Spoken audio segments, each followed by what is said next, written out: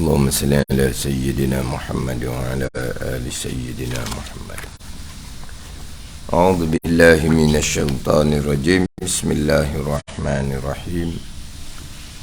الحمد لله رب العالمين، والصلاة والسلام على سيد المرسلين وعلى آله وصحبه أجمعين.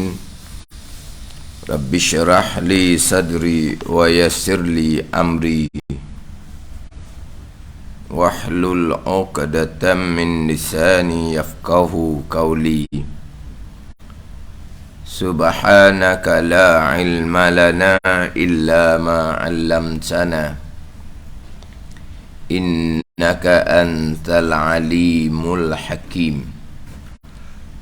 Wala hawla wala quwwata illa billahil aliyyil azim.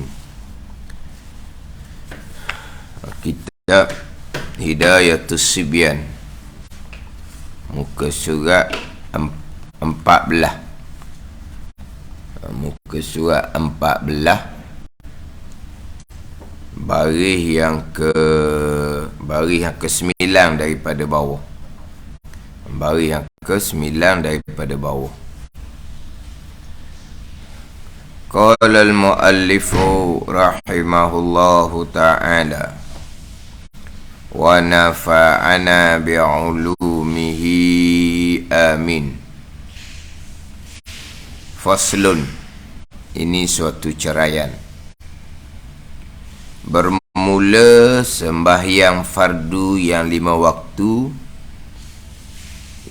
bermula sembahyang fardu yang 5 waktu.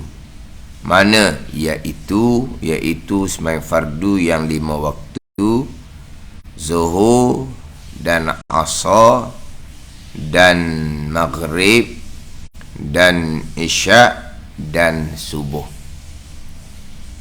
Bermula sembahyang fardu yang 5 waktu, yaitu sembahyang fardu yang 5 waktu, Zuhur dan Asar dan Maghrib dan Isya dan Subuh. Kemudian akan didatangkan waktu bagi sembahyang Zuhur, Asar, Maghrib, Isya dan Subuh, waktu bermula dan juga waktu habis, yang mana terdahulu di antara syarat sah sembahyang adalah mengetahui masuk waktu. Mengetahui masuk waktu adalah di antara syarat sah sembahyang.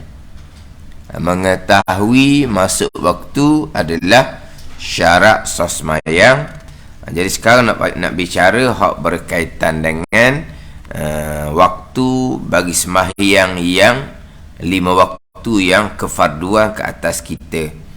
Jadi dalam mazhab Syafi'i kita, Imam Syafi'i rahimahullah dan ulama-ulama yang bermazhab Syafi'i, apabila membicarakan sembahyang yang 5 waktu, akan dimulai dengan sembahyang Zuhur.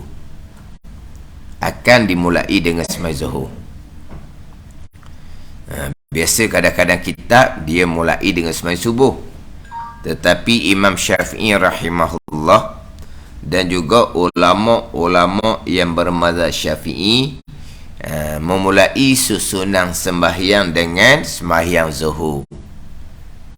Kerana sembahyang yang pertama-tama Zuhur selepas difardukan pada malam Isra' dan Mi'raj adalah sembahyang Zuhur.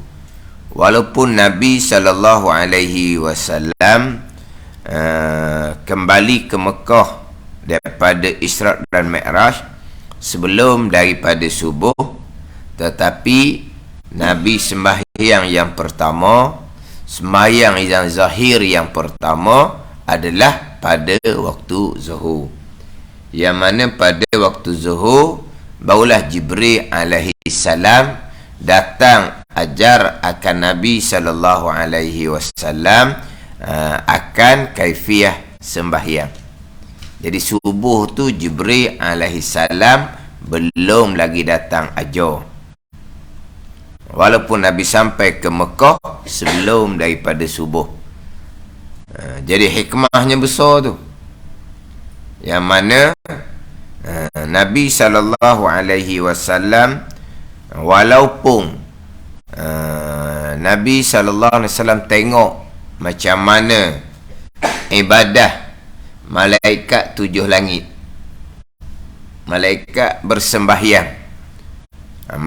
bersembahyang, yang mana malaikat 2, yang malaikat lakukan yang pertama mentauhidkan Allah, yang kedua sembahyang. Malaikat dijadikan oleh Allah secara jibili, secara semula jadinya dalam keadaan mentauhidkan akan Allah Subhanahu wa ta'ala. Dalam ayat Al-Quran yang kita jadikan sebagai wirid sembahyang tu kan, syahidallahu annahu la ilaha illa huwa wal malaikatu wa ulul ilmi qa'iman bil qist. Wal malaikatu, dan malaikat nak saksi bahawa tiada Tuhan melainkan Allah yang mentadbir alam dengan keadilan. Jadi malaikat pun mentauhidkan Allah Subhanahu wa ta'ala, dan malaikat sembahyang. Sebab tu Nabi kata jikalau ada amalan yang lebih afdal daripada tauhid dan sembahyang, laftaradahu ala malaikatih, nescaya Allah Ta'ala akan memfardukan sesuatu yang lebih afdal daripada tauhid dan salat atas malaikat. Malaikat tidak ada, malaikat hanya mentauhidkan Allah Subhanahu wa ta'ala dan bersembahyang. Jadi yang paling besar dalam agama adalah tauhid sebagai tapak agama, dan sembahyang sebagai tiang agama. Walaupun rupa agama macam mana sekalipun, cakap agama tinggi macam mana pun, kalau dua ni dikesampingkan, tidak dinamakan orang tu orang beragama. Tak belajar bab tauhid, bab pegangan. Semayang buat, tapi semayang secara adas, secara peseng-peseng, sendiri-sendiri, belajarnya tidak. Dia tidak panggil orang ni orang beragama tanpa ada dua, tauhid dan sembahyang. Yang mana Nabi SAW tengok malaikat 7 langit macam mana bersembahyang sembah akan Allah Subhanahu wa ta'ala. Yang berdiri, berdirilah. Yang rokoklah. Yang sujud pun sujudlah. Daripada asal dijadikan oleh Allah sampailah qiyamah, malaikat yang sujud tadi itu sujud je. Cuma apabila Nabi SAW memberi salam, maka malaikat yang sujud tu mengangkat kepalanya, kemudian menjawab salam Nabi SAW, kemudian kembali sujud selama-lamanya. Jadi di situlah, jadi sujudnya jadi 2 kali. Sujud jadi 2 kali. Jadi apabila Nabi SAW melihat macam mana malaikat 7 langit bersembahyang menyembah Allah Subhanahu wa ta'ala, maka timbullah berkenang di hati Nabi SAW, dan timbul cita di hati Nabi SAW, jikalau sebagaimana yang sembahyang yang dilakukan oleh para malaikat ni disyariatkan kepada ummah Nabi SAW, maka Allah pun memfardukan sembahyang ke atas Nabi dan ummah Nabi SAW. Jadi kenapa Nabi timbul kenang? Bila Nabi timbul suka berkenang, cita di hati sebagaimana para malaikat sembahyang kepada Allah, disyariatkan oleh Allah kepada Nabi dan ummah Nabi SAW, berkenang tu datang daripada Allah lah. Itulah susunan. Jadi apa yang akan Nabi sallallahu alaihi wasallam terima ketika Mi'raj adalah ibadah sembahyang yang merangkumi sembahyang malaikat 7 langit. Sebab malaikat 7 langit itu satu perbuatan sahaja. Berdiri sahaja. Rokok sahaja. Sujud sahaja. Duduk sahaja. Adapun untuk Nabi sallallahu alaihi wasallam dan ummahnya ada belaka, ambil belaka. Ni. Jadi sebelum Mi'raj, ketika Mi'raj, Allah Ta'ala tunjuk dah kepada Nabi macam mana malaikat sembahyang. Maka Allah Ta'ala pun capuk di hati Nabi, berkenan, suka dan cita di hati.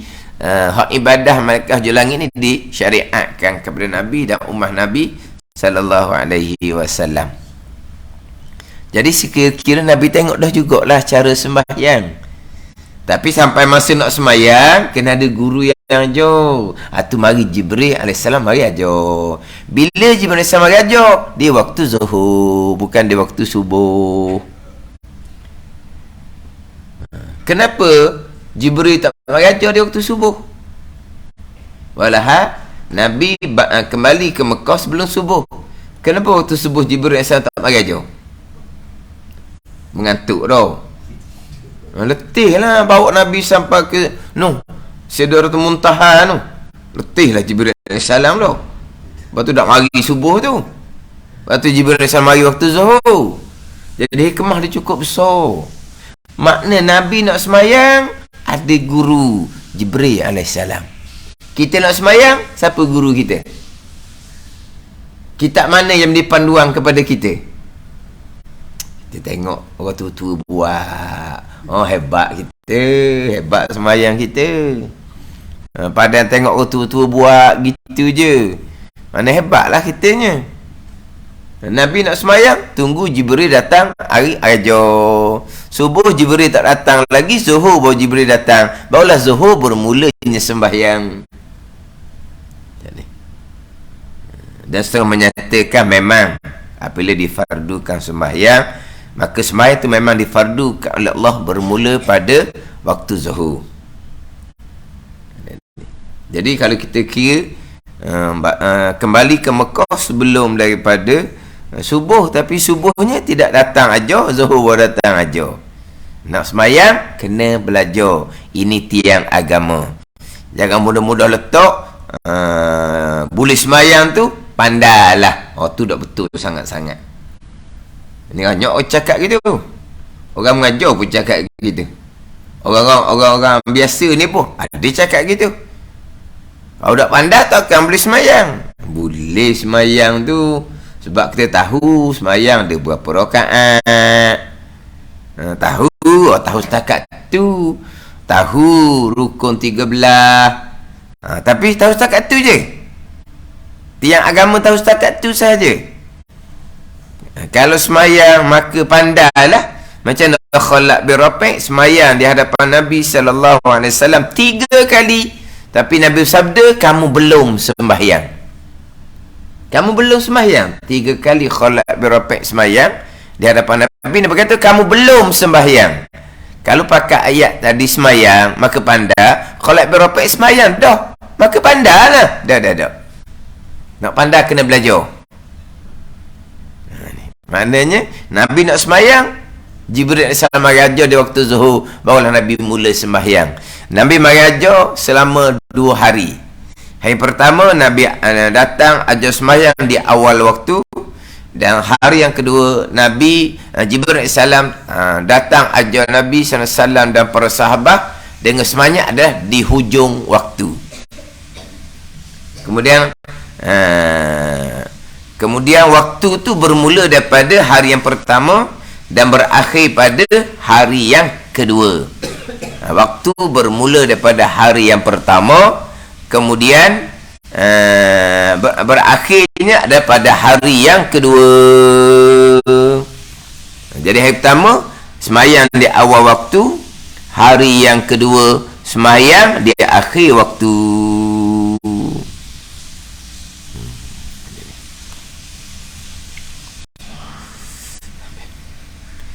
Jadi apabila sembahyang yang pertama-tama sekali zahir nyata atas muka bumi ni selepas daripada Mi'raj adalah sembahyang zuhur, maka Imam Syafi'i rahimahullah dan ashab, mana ulama-ulama yang bermazhab Syafi'i, akan memulai susunan sembahyang dengan sembahyang zuhur, asar, maghrib, isyak dan diakhiri dengan subuh. Tapi Imam Syafi'i memulai susunan sembahyang dengan zuhur adalah qaul jadid. Qaul qadim bagi Imam Syafi'i, Imam Syafi'i memulai sembahyang dengan subuh. Subuh, zuhur, asar, maghrib dan diakhiri dengan isyak. Qaul jadid bagi Imam Syafi'i memulai susunan sembahyang dengan sembahyang zuhur, asar, maghrib, isyak dan berakhir dengan sembahyang subuh. Ini susunan dia. Kemudian dalam kitab-kitab, apabila mendatangkan contohnya berkaitan dengan niat sembahyang, maka akan didatangkan niat sembahyang zuhur. Contoh kan, qasar, ta'arruq, ta'ayyun dalam niat sembahyang fardu yang 5 ni. Maka qasar sahaja aku sembahyang, ta'arruq lentangkan niat fardu, ta'yin kena nyatakan sembahyang apa, maka akan didatangkan contoh dengan zuhur. Saja aku sembahyang fardu zuhur. Kenapa misal zuhur? Kenapa tak misal subuh? Kenapa tak misal maghrib? Zuhur sembahyang yang pertama, maka didatangkan sebagai misal adalah misal kepada sembahyang zuhur. Kalau sebagai contoh nak bicara bab sembahyang sunat, sembahyang sunat biasa itulah, sembahyang sunat biasa. Sebab contohnya sembahyang sunat gerhana. Sembahyang sunat gerhana kan, 1 rakaat 2 kali berdiri, 2 kali Fatihah, 2 kali rakaat pada 1 rakaat yang pertama, bukan begitu? Ataupun sekurang-kurang sembahyang sunat gerhana ialah seperti sembahyang sunat zuhur. Juga gitu. Sekarang sembahyang sunat gerhana 2 rakaat. 1 rakaat dengan 2 kali berdiri, 2 kali Fatihah, 2 kali rakaat. Tapi sekurang-kurang sembahyang sunat gerhana ialah seperti sembahyang sunat zuhur. Mana sembahyang sunat zuhur? 1 rakaat dengan hanya 1 kali berdiri, 1 kali Fatihah dan 1 kali rakaat. Tapi kenapa didatangkan seperti sembahyang sunat zuhur? Kenapa tak datangkan seperti sembahyang sunat subuh? Pada sama je. Tak didatangkan contoh, mesti letak nama zuhur. Sebab zuhur sembahyang yang pertama yang nyata selepas daripada difardukan sembahyang pada malam Isra' dan Mi'raj. Sini tengok disusun dengan zuhur dan asar dan maghrib dan isyak dan subuh. Bermula waktu zuhur. Waktu pun dimulai dengan zuhur juga. Bermula waktu zuhur iaitu bermula waktu zuhur daripada gelincir matahari, daripada pertengahan langit. Gelincir ni pada penglihatan mata. Pada penglihatan mata lah. Mana tengah langit, lepas tu gelincir. Mana gelincir ni? Kita gelincir ni bawah no. Kau panggil apa? Kan gelincir kan? Kau panggil apa? Hak licin, latar licin panggil apa? Gelecoh. Gelecoh lain. Gelecoh ni hak jenis jalan-jalan lepas tu gelecoh. Hak bekok kaki tu biasanya gelecoh lah tu. Tak ada sakok apa gelecoh ni? Jalan boleh je, tak ada sakok, tak ada sepak, tak ada apa-apa pun. Tiba-tiba gelecor. Tu gelecor. Kalau licin tu gelincir. Kau panggil mana? Tapi gelincir tu macam standard sangat bunyi bahasa. Tak Terengganu, bahasa Terengganu sebut mana? Gelincir kau. Maknanya ni latar licin. Licin. Ni gelincir apa ni? Tengah langit dia pun gelincir. Dah gelincir dah. Daripada gelincir matahari, gelincir daripada pertengahan langit, tengah langit tu. Gelincir pada penglihatan mata lah. Pada penglihatan mata. Dan habis waktu zuhur, habis dengan jadi bayang-bayang sesuatu itu seumpama dengan jadi bayang-bayang sesuatu itu dengan jadi bayang-bayang sesuatu itu. Apa sesuatu tu? Contohnya kita letak kayu ke, tu sesuatu. Kita letak barang lah, tu sesuatu. Dengan jadi bayang sesuatu umpama kayu. Jadi seumpama, mana apa seumpama? Jadi sama panjang. Jadi bayang sesuatu tu seumpama. Mana bayang dengan sesuatu tu sama panjang. Mana kalau kayu tu sehasta, bayang tu sehasta. Tu. Jadi sesuatu tu kita umpamakan dengan kayu. Sesuatu tu umpama dengan kayu. Kemudian bayang tu seumpama. Mana pun sama panjang, iaitu sehasta. Contohnya lah. Tu maksudnya jadi bayang sesuatu. Jadi bayang sesuatu itu seumpama, sama panjang antara bayang dengan sesuatu. Kalau sesuatu tu satu hasta, bayang tu satu hasta. Seumpama ni iaitu sesuatu bayang suatu itu seumpama bayang-bayang yang lain daripada bayang-bayang rembang. Yang lain daripada bayang-bayang rembang. Bunyi ayat kitab mudah je. Bayang rembang hak mana pula? Bayang rembang hak mana?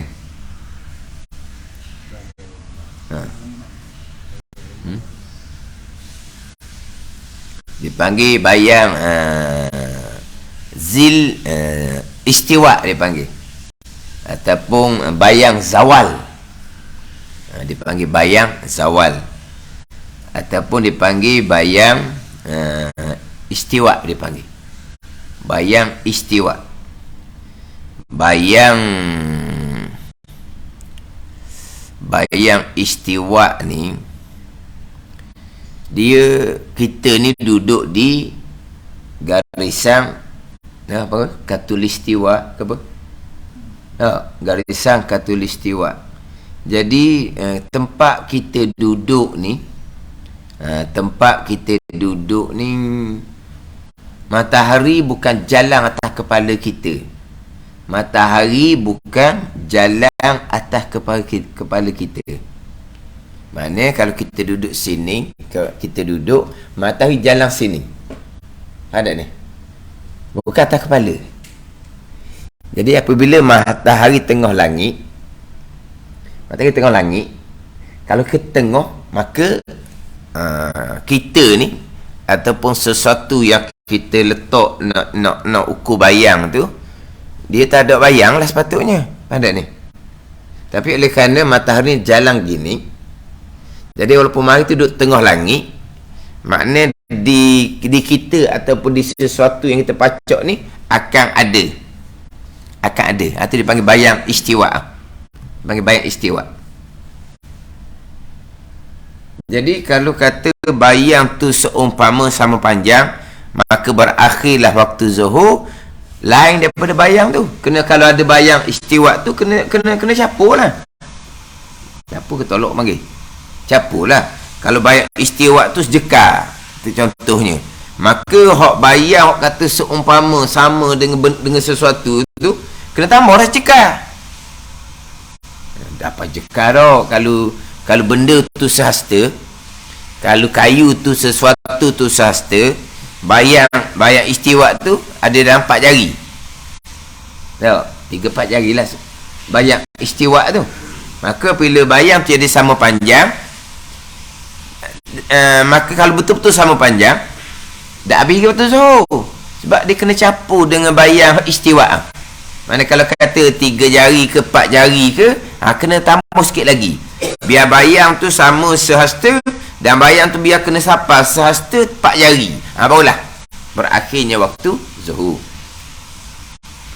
Dia bayang istiwa ni kalau tak ada di Mekah, kalau tak ada di Sun'a di Yaman, kalau tak ada pada setengah-setengah hari. Sebab tu kan terkadang matahari tegak berada di atas Kaabah. Yang mana kan masuk dalam berita kan, mana kalau kita nak nak periksa kita punya kiblah, pada masa pukul sekian-sekian matahari tegak berada di atas Kaabah. Pada ni.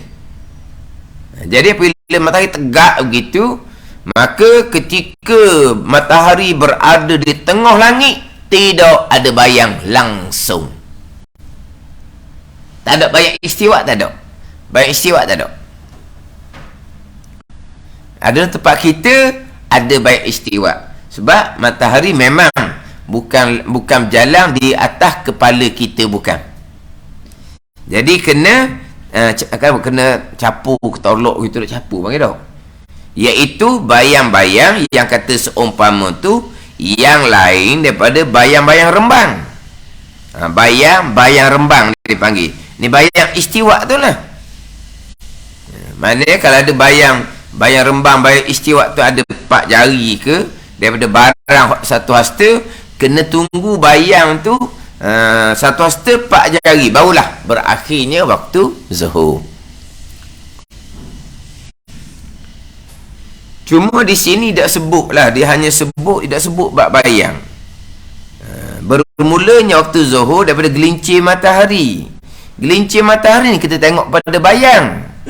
Letak barang, umpama sesuatu, umpama kayu, satu hasta, matahari pun tegak di atas di tengah langit, tapi hak kayu tu mesti ada bayang istiwa dia panggil. Bayang hak, sebab matahari bukan berjalan atas kepala kita. Pada ni. Maka kena otak yang kira. Lepas matahari gelincir saja, bayang tu akan bertambah. Hak bertambah itulah bermulanya waktu Zuhur. Bertambah. Sesuatu umpama kayu sasta, kemudian hak bertambah tu hak bayang istiwa tadi, jangan duk kira tu. Jangan duk kira. Sebab tu memang bayang tu memang ada. Tambah, capur dengan hak bayang istiwa tadi, bayang rembang tadi, dengan sesuatu hak satu hasta, pada bayang tu satu hasta 4 jari contohnya, maka barulah berakhirnya waktu Zuhur. Ni asal kiraan bilakah bermulanya masuk waktu sembahyang 5 waktu. Tapi kitanya tak tahu pun, tak pernah belajar pun. Hak nak tahu masuk waktu sembahyang, hak asalnya tengok matahari, perjalanan matahari, tengok bayang. Kitanya tengok takwim. Lepas tu kita pun tengok jam. Ada tak pada masa Nabi? Tak ada. Bila tak ada, maknanya adakan. Yang tidak ada pada masa Nabi, pada perkara ibadah. Nak semayang ni. Waktu masuk bila, waktu berakhir bila ibadah. Tiba-tiba kita nak menentukan waktu sembahyang, waktu ibadah tiang agama, kita adakan dengan takwin. Hak tak ada pada masa Nabi SAW, Bila perkara tu diada-adakan, direka-reka yang tidak ada pada masa Nabi, dia panggil apa? Dia panggil bid'ah. Tak bid'ah tu. Bid'ah. Lepas tu kalau bid'ah sesat belaka, sesat lah. Sebab Nabi tak buat benda gitu. Sahabat pun tak buat benda gitu. Mana? Dia tengok takwing. Ilmu asal, tengok bayang pun tak pernah tengok, tak pernah belajar pun asal. Dia tengok takwing je. Kan? Saya pernah sebut bid'ah ni lah.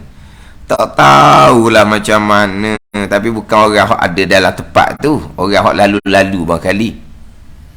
Bukan ada dalam tempat, dalam masjid tu. Dia dengar.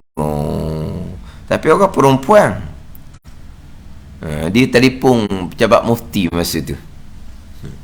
Dia kata, saya mengajar, saya sebut tengok takwin tu bid'ah. Dia geripuk pejabat mufti. Lepas tu adalah satu dua perkara lagi diripuk. Hak tu kan angkat telefon tu hak kena. Hak kena. Dia pun tanya usul molek apa. Kena dia pun tak faham molek, tapi nak ripuk je. Orang perempuan. Dia sebab akad tu hak kena. Dia kata pelik ni, dia kata. Lepas tu hak tu pun telefon saya. Hak satu tu kata bid'ah tu saya sebut lah. Lepas tu hak lain tu dia ada lagi 3 perkara. Hak 2 perkara tu bukan saya tak pernah sebut pun. Saya pernah sebut pun perkara tu. Tanya-tanya orang masjid tu, siapa pernah sebut perkara ni di masjid ni? Ada ustaz lain yang pernah sebut perkara tu. Apa dia rakung atas saya seorang. Atas seorang. Mana hak 2 perkara lagi tu memang ada ustaz yang pernah mengajar di masjid tu. Tapi 3 tu letak atas saya belaka. Tapi satu tu betul lah, hak takwin tu bid'ah. Bid'ah lah tak masa Nabi. Tapi bid'ah yang hasanah lah. Kita bukan jenis orang menyesatkan orang ni. Mau bid'ah ke orang, menyesatkan orang masuk neraka habis. Orang ni bid'ah, sesat belaka. Orang kata bahaya juga orang perempuan. Tapi rasanya bukan orang dalam masjid tu. Kan spekar kuat kan. Mana bukan hak saya je, hak ustaz lain dia dengar juga. Tapi hak diripuk ustaz lain tu, dia letak sama saya juga tunya. Apa dia bercara tu masa tu? Kata saya tak pernah ajar perkara tu. Bukan tak nak sebut, tak pernah masuk tajuk tu. Kata mari mana pula tu tanya orang masjid kan, kena ada ustaz lain bicara bab tu. Bid'ah lah tak ada masa Nabi. Tapi bid'ah yang hasanah.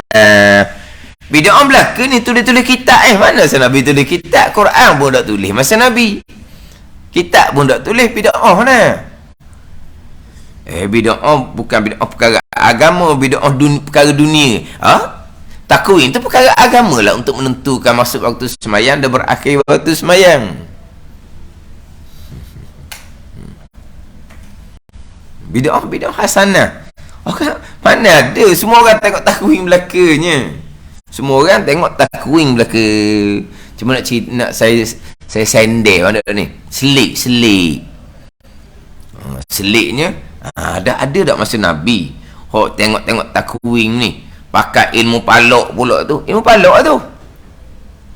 Ilmu membicarakan perjalanan matahari, bulan apa semua tu. Ada masa Nabi ilmu palak. Tak ada masa Nabi ilmu palak.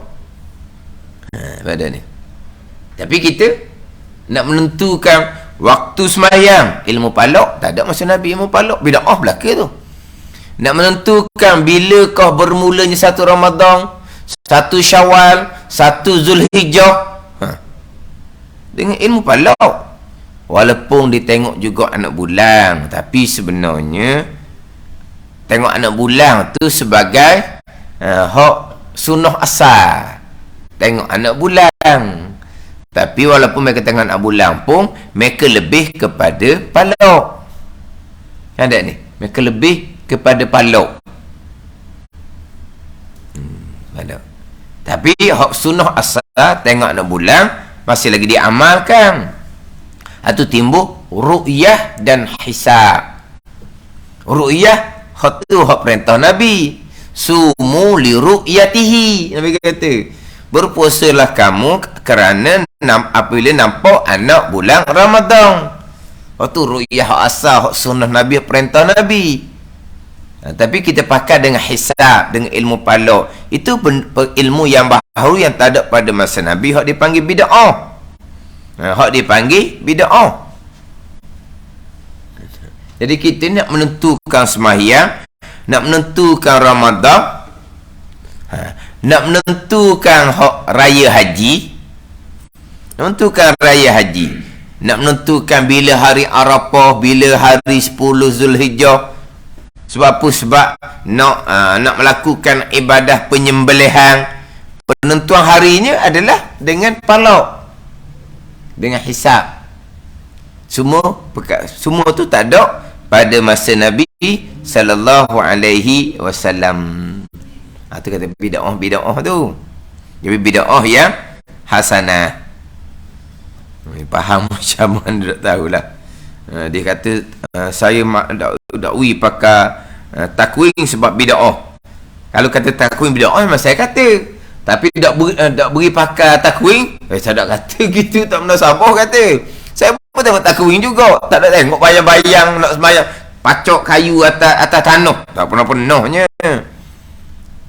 Sekali je dahulu ketika ustaz saya mengajar, masa tu saya budak-budak lah, umur dalam 14-15. Ustaz saya mengajar, dia letaklah cara letak ni, cara tengok bayang. Belah pagi tu dipanggil ni, tu pajak kazib, tu pajak sidik, gitu lah. Tu je lah. Tengah hari tu dia ambil benda, dia pacok, tengok barangnya kayu tu berapa, panjang dia panjang mana. Lepas tu dia tunjuk pula hak bayang istiwa. Ni bayang istiwa ni, sebab kita tak kenal bayang istiwa. Ingat ke? Mari kita mikir berkali, ada ketika kita ni tidak ada bayang loh, kita ingat. Hak tak ada bayang tu hatu. Ya ke hatu tak ada bayang? Bukan kata nak tengok hatu ke tak tengok ada bayang kedok ke mana. Yelah, malam-malam kan. Kalau hatu, kalau ada lampu tu kan, ada bayang kedok. Tak ada bayang hatu lah. Suka tak ada tunggu ni.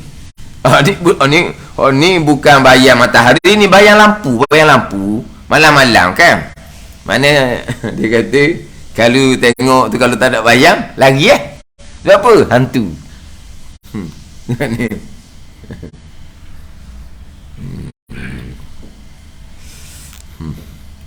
Oh, kita tak pernah tengok hantu tau. Orang ngaji pondok biasa tengok hantu. Biasa tengok hantu. Dah pondok ni kadang-kadang tu pergi beli tanah tu. Tanah murah-murah. Tanah jauh daripada orang. Duit tak ada kan. Orang dia jauh ceruk. Tempat ubah acok. Tak boleh tahan ngosek kan. Boleh tahan ngosek latunya. Allah lah. Dah. Lama tak lama pun kakak tu ada di situ. Ada. Lepas tu tunggu dak cara apa? Dia makhluk Allah macam kita juga. Ya, dia duduk di situ pun. Lagi pun kita pergi tempat dia. Dia di situ awal ada kita lagi. Orang buat acok situ, tempat di situ. Kita lagi duduk tempat dia. Lepas tu dia ganggu kita sekali-sekala. Okey lah, kita nak kawan lah tu. Tu kena orang hak jenis ni lemah semangat tu tak duduk. Tak tidur malam pondok seorang-seorang. Tak tidur. Nakut, tak berani. Jadi kita kadang mikir pada bayang, pada pernah tak kalau matahari betul tengah langit kita tengok tak ada bayang. Ada bayang. Sebab kita duduk sini, matahari duduk jalan gini. Kalau kita duduk sini, matahari jalan atas kepala, macam Mekah tu. Tegak sini. Kosong, tak ada lah bayang. Lihat ni. Jadi kalau macam Mekah, macam Sunat Yaman, pada setengah-setengah hari memang tak ada bayang istiwa. Tak ada. Memang dia betul-betul tengah langit sungguh. Dia memang betul tengah langit. Kita pun tengah langit, tapi dia berjalan tu bukan atas kepala kita. Jadi kita nak kira bayang bermulanya masuk waktu zuhur dan berakhirnya waktu zuhur, kena tu lah, kena apa? Tolok ke capur mari. Tolok ada. Kena tolok bayang istiwa. Kena tolok. Mana kalau barang yang kita pacok tu kayu umpamanya satu hasta, bayang satu hasta waktu zuhur belum habis. Sebab kita kena capur pula dengan bayang istiwa tu. Kita kata tiga jari ke, mungkin 2 jari ke, wallahu alam lah. Bayang istiwa tu kena capur tu pula lagi. Mana kalau sesuatu tu satu hasta kayu contohnya, bayang satu hasta waktu zuhur belum lagi berakhir. Ini waktu bagi semayang fardu zuhur. Jadi dia ni memang kita kena tunjuk cerita. Tapi kita boleh faham dah, boleh nampak sebab kalau kita fikir balik memanglah matahari bukan atas kepala kita. Mana bila matahari duduk tengah langit, jadi kita duduk sini mesti ada bayang tu, bayang istiwa tu lah dia panggil. Cuma oleh kerana kita ni belajar secara teori saja, kemudian sama masa kita pun dah amal, kita tak ikut tengok takwin, tapi begitulah. Dan daripada jadi bayang sesuatu itu seumpama awal waktu zuhur, dan berkekalan ia waktu zuhur hingga jatuh matahari sekalian bulatan matahari, maka habislah waktu asar. Dan daripada bayang yang sesuatu yang seumpama yang berakhirnya waktu zuhur awal waktu asar, dan berkekalan ia waktu asar hingga jatuh matahari.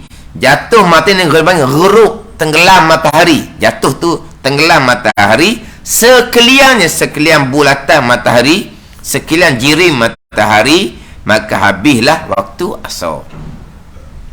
Dia gini, dia berakhir waktu zuhur dengan awal waktu asar, dan daripada bayang sesuatu tu seumpama yang ianya habis waktu zuhur, yang ianya awal waktu asar, tapi dia berakhirnya waktu zuhur dengan awal waktu asar bukan waktu yang sama. Kita nak jelaskan macam mana, sebab kita faham di sini bila jadi bayang tu seumpama sama panjang berakhir waktu zuhur, di situlah bermulanya waktu asar. Dia di antara berakhirnya waktu zuhur dengan permulaan waktu asar ni bukan waktu yang sama. Dia dipanggil ilsaq. Ilsaq ni dia panggil berdempet. Kita kata di sini berakhir waktu zuhur. Di sini dia hak lain pula ni. Bermulanya waktu asar.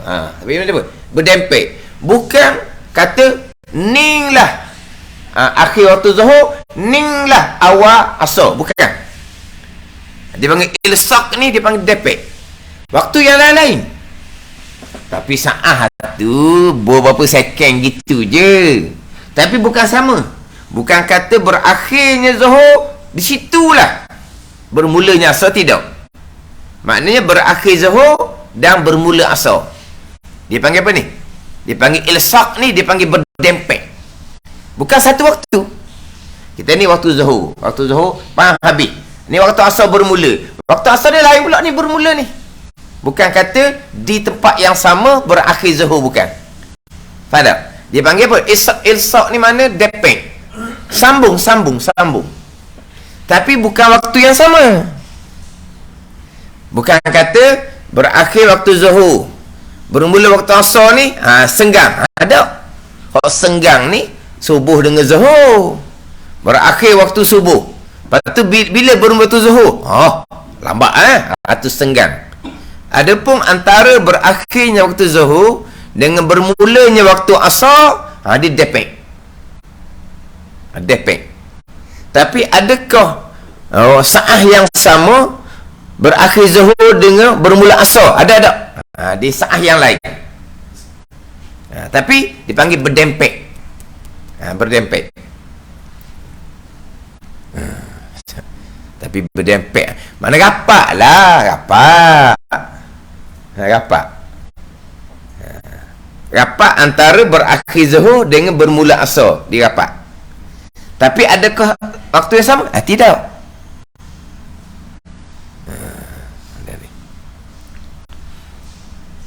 Dia panggil ini ni. Apa? Ilsaq. Lah kita disebut dah. Lianna akhira waqti zuhri laisa awal waqti asri. Tidak adalah akhir waktu zuhur.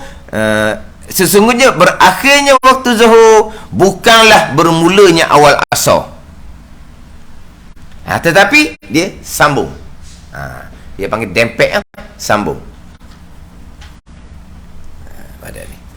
Yang tak dempet, cerah antara subuh dengan zuhur. Itu kita maklum.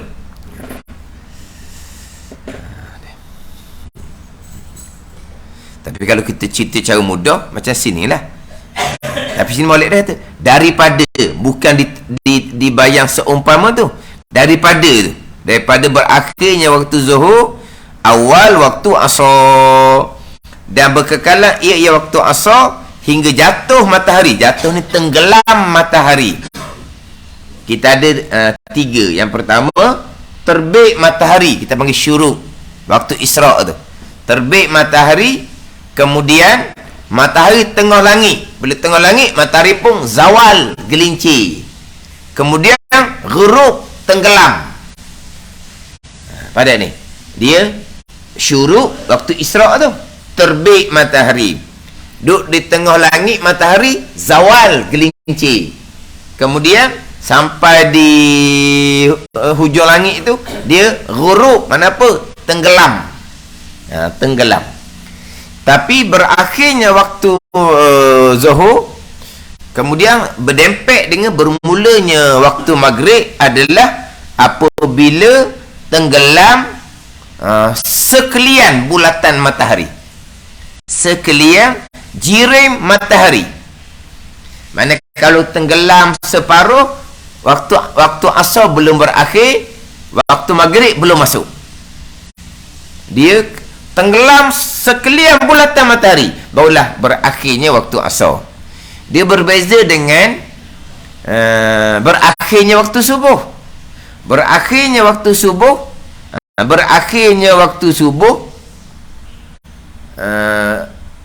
apa? Syuruk, Isra', terbit matahari. Berakhirnya waktu subuh, apabila terbit je matahari, terbit je, batas, habis lalu waktu subuh. Bukan nanti keluar bulatan matahari sepenuhnya barulah berakhir waktu subuh, tidak. Mana keluar je matahari sikit tu, sudah berakhir waktu subuh. Berakhir waktu asar, kemudian masuk waktu maghrib, dia tenggelam sekalian. Sekalian bulatan matahari, sekalian jirim matahari, barulah berakhirnya waktu asar, bermulanya waktu maghrib. Gitu. Mana kalau kata matahari nak tenggelam dah, separuh dah tenggelam, waktu asar belum lagi berakhir, waktu maghrib belum lagi masuk. Adapun ketika habis waktu subuh dengan terbit matahari, terbit sikit je, sudah berakhir waktu subuh.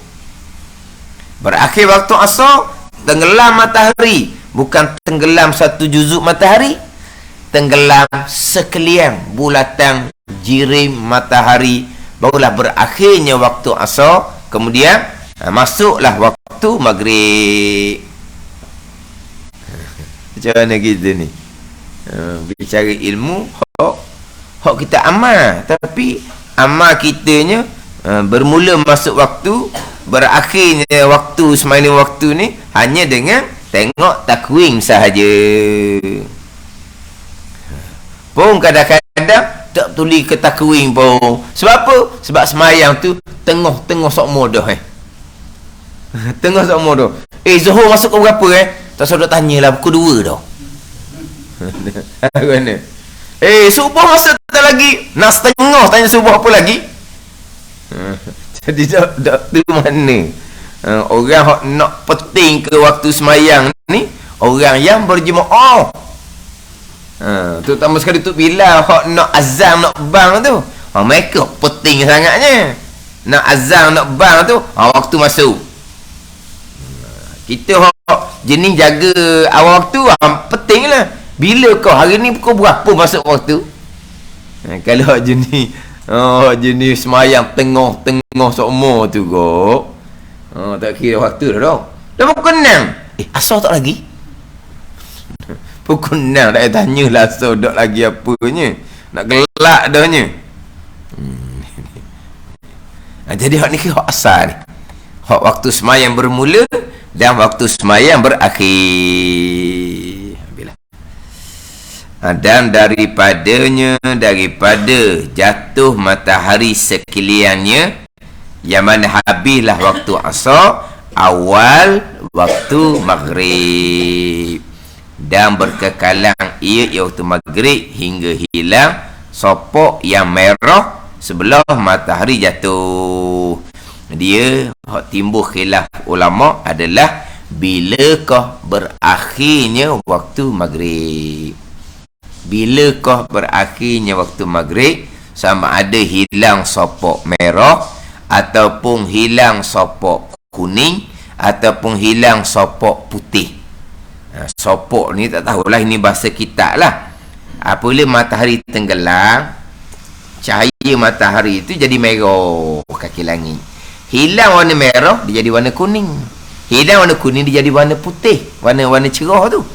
Jadi hak dalam mazhab Syafi'i kitanya, hilang hak merah tu, jadi kuning, habis dah waktu maghrib, bermula dah waktu isyak. Jadi bilakah berakhir waktu maghrib? Hak tu timbul khilaf ulama.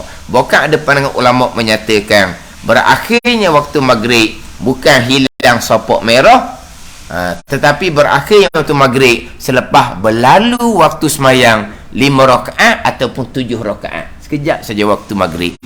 Jadi yang timbul khilaf ulama adalah bilakah berakhirnya waktu maghrib. Hak tu hak timbul khilaf di kalangan ulama.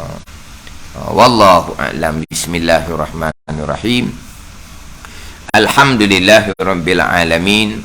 Wassalatu wassalamu ala sayyidil mursalin wa ala alihi washabbihi ajma'in. Allahumma ftah alaina futuhal arifin. Allahumma allimna ilma akdamin wa fahimna famasabikin warzuqna ruqat talibin. Allahumma zidna ilman wa alhiqna bis salihin. Wa sallallahu ala sayyidina Muhammadin wa ala alihi wa sahbihi wa sallam. Walhamdulillahi rabbil alamin.